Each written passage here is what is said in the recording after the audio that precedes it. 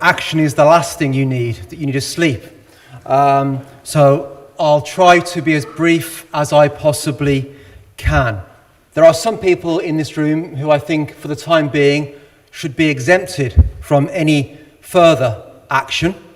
I think in particular of Father Bruno and Sister Kathleen and the wonderful team that has helped organise this Congress, and also my colleagues from the UK who've helped with transport, and in particular Joe O'Donnell, who has done a superb, outstanding job.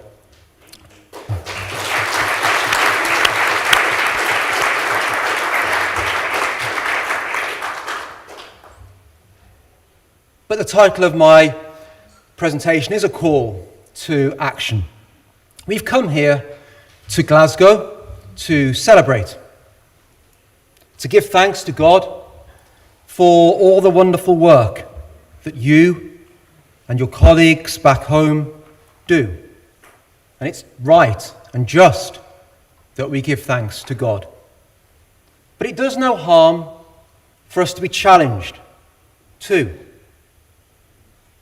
And that's what Stefano has done this afternoon. And indeed, I think what Ricardo has also done. I know the ways in which I can be better in my work, that I can improve. And I think one of the strengths of Stella Maris is our willingness to engage in honest self-reflection. Ultimately, that's what our beneficiaries deserve. And one of the fundamental points that Stefano's research, based on your responses, demonstrated is that our network can be more effective, that we can move beyond our comfort zones, as Ricardo said a few moments ago. And I would say this is not about ripping up the motu proprio Stella Maris. Rather, I would say it's about ensuring that our motu proprio, our governing document, better reflects and acknowledges and more effectively facilitates the collaboration between the clergy, and that includes deacons, religious, and laity in the mission of Stella Maris. And by doing that, roots us ever more firmly in the mission of the Church. Now, a few days ago, with some of my colleagues from the UK, I was on retreat. And the priest who was leading us in that retreat invited us to reflect on a verse from Scripture. And I was wondering how I would open my presentation, and obviously God, as always, has a plan. And the verse from Scripture was Acts 4:32, and I quote, "The community of believers was of one heart and mind."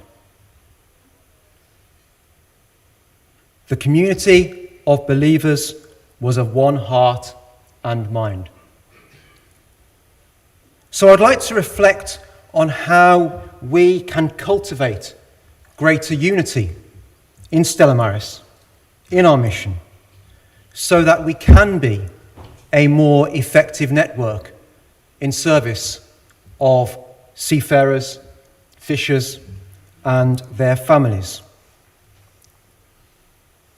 Fundamental to our unity is obviously our shared Catholic faith. It's the bedrock of our mission, this mission that the Church has entrusted to us. I'd also like to explore some values which I'd also suggest should underpin our mission, so that our faith, our shared faith, and our values stir us into action. through Stefano's research and during the pandemic,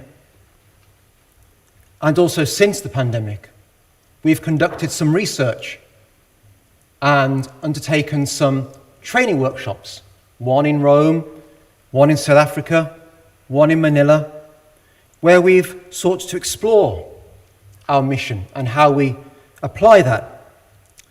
And from your feedback through those workshops, through the research, I'd like to propose 3 values that I think are shared by all of us.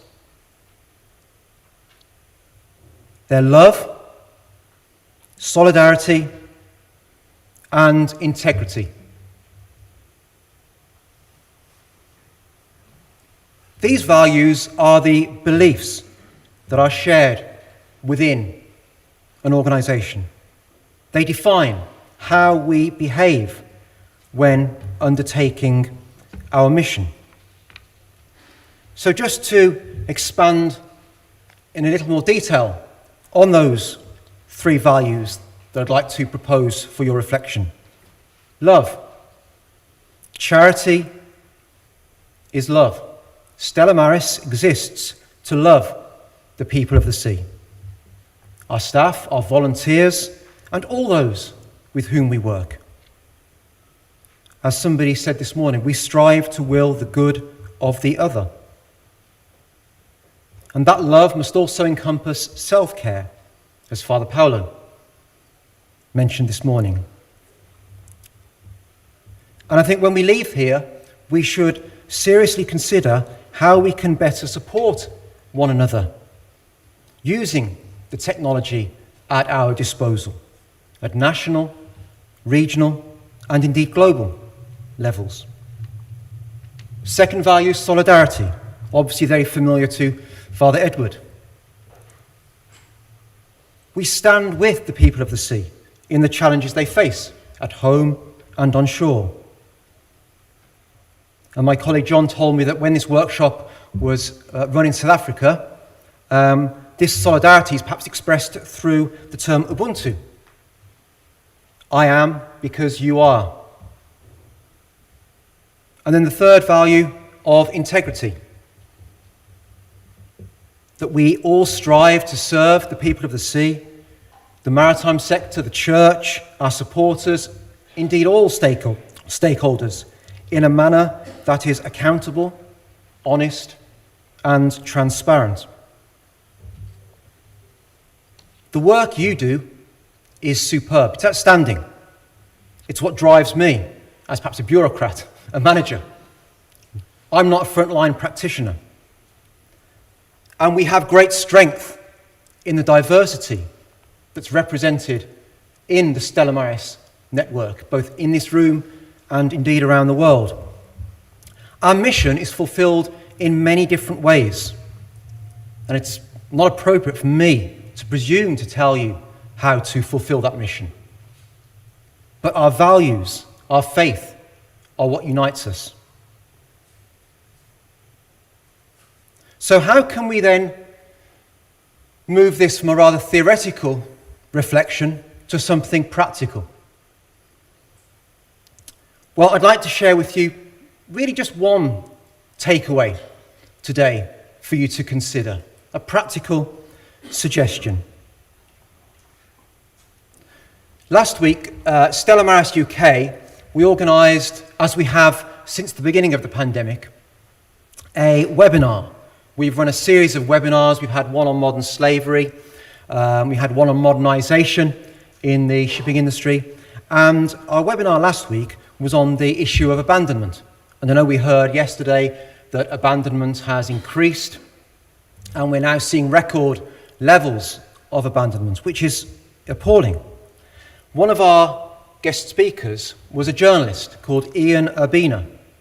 You may have heard of Ian Urbina. He's a New York Times journalist, and he has written a book, The Outlaw Ocean, and he's just launched a podcast, which is also entitled The Outlaw Ocean.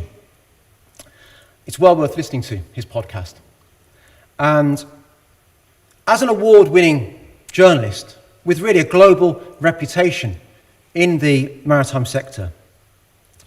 Ian was very blunt with us.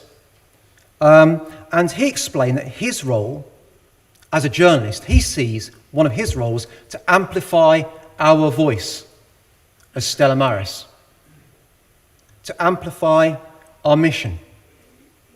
And to do that, he said, I need more than anecdotes. I can't trade in anecdote. And he, again, in a very blunt fashion, said that at Stella Maris, you need to communicate the work you do more effectively. And Ian said that unless you and your colleagues are bringing some of the cases and the issues that we've highlighted to the attention of journalists like him, he said we are failing in our duty. I think he used the word scandalous. There's a potential, by failing to do that, we're letting down the people we serve. We might find ourselves persistently firefighting rather than addressing some of the root causes. So the challenge that Ian set before us, I think, is one of communication. And I'd like to propose a solution to that particular challenge. And it's a solution that some of us are already adopting. And it centres on how we can communicate more effectively internally with each other and externally.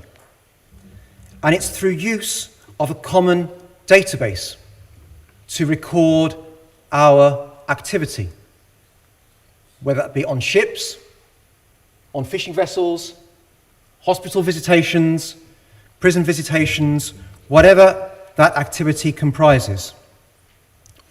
Because if we then can record that activity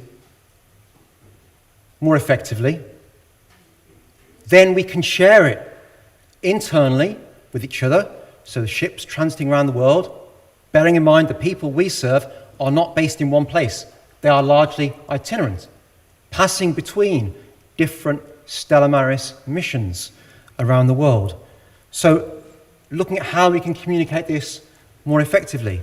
Some of our colleagues are using this database already to enhance communication. Colleagues in Kenya, I think in South Africa, some colleagues in Europe are using this database. And I would invite you today to seriously consider using that database to record your activity. My colleague Pat, who manages this database for us, has left some flyers on the tables. And if you would like more information about that, then please do speak to either myself or Pat. Because if we started to collate the thousands upon thousands of ship visits that you undertake every day, every month, every year, that data could be transformative.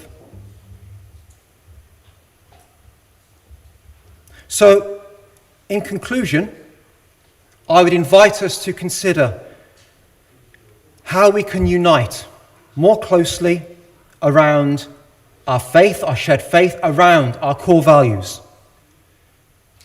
To care for one another more deeply, and to use the technological tools at our disposal to communicate more effectively, internally and externally. A final quote, I think, from St. Augustine, and I'm sure many of you will be familiar with this. Pray as though everything depended on God. Work as though everything depended on you. Be they proud of what you do. I'm inspired by what you do. And thank you for your attention. Thank you.